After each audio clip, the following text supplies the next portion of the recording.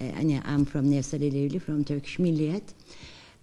I was wondering, what do you expect from developing countries in this summit, and also Turkey?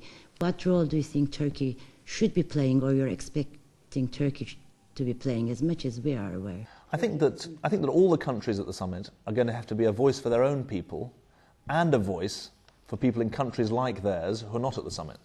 Including the developing countries too. Absolutely. This summit is different from a G8 summit because it's not just a rich man's club. It's a meeting that covers 85% of the world's gross domestic product. It is a summit where each and every attendant is an equal partner. And so for a country like Turkey, it's got a major role to play. It needs to make a contribution it will make a contribution to the debate, I think, in a very positive way. Turkey has a very interesting and important economic story of its own over the last 10 years, with very significant growth rates that have spread across the country. And I hope that Turkey, like other countries, will relate its own experience, but also come with ideas about how their own situation can be improved by the decisions at the G20. And there is a lot of differences on this economical crisis, Europe and America. Is England has any ways to make smooth this between the two blocks? Do you have any plans, for instance, with the Europe and America? As much? Well, our job as the chairman of the G20 meeting is to bring all the countries together. I don't think that there's a great split between Europe and America on this issue.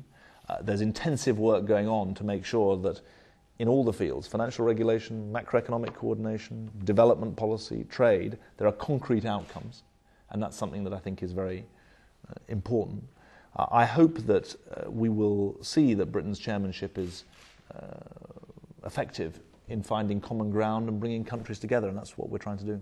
And what about England? What do you think? Because in this economic crisis, it looks like England is suffering a lot. Well, we don't accept. When do you think England will come up? The UK? Is there a time plan? Well, we are obviously addressing this crisis for its local implications as well as for the common elements that we face with other countries. Our efforts will be strongly boosted if other countries follow the commitments to fiscal stimulus and to financial re-regulation that have been proposed.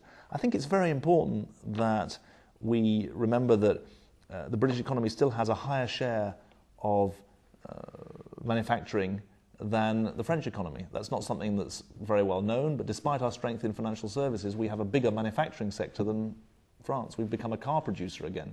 That creates all sorts of difficulties now. But I think that because of the difficulties in the global car industry, but the UK is very clear that it's been a winner from globalization, that the problems of globalization need to be addressed if we're to continue to prosper from it.